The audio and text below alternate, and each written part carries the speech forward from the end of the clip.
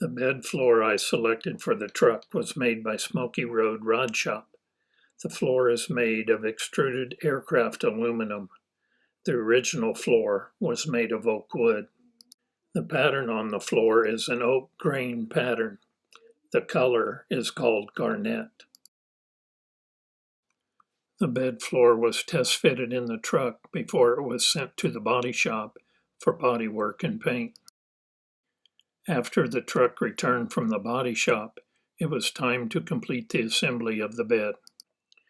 Remember all those new holes we so carefully measured and drilled in the bed cross sills, front bed panel, rear seal, and edges of the bed floor?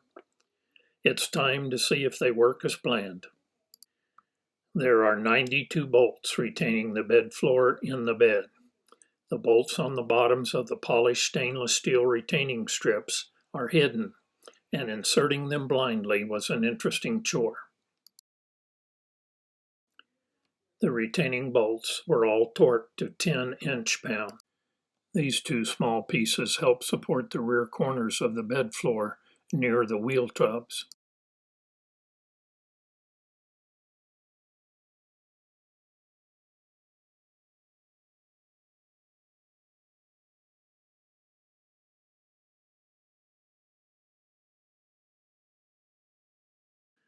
The fuel filler was installed.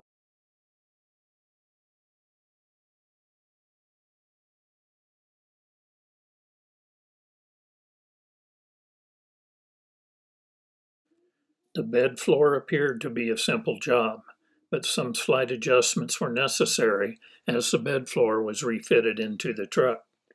A couple of stainless steel strips were slightly modified for a better fit. It was also necessary to remove the fuel tank to access some of the bolts, making the job more tedious. I also made and installed an additional bed floor support. Cork gaskets were fitted between the wheel tubs and the bed floor.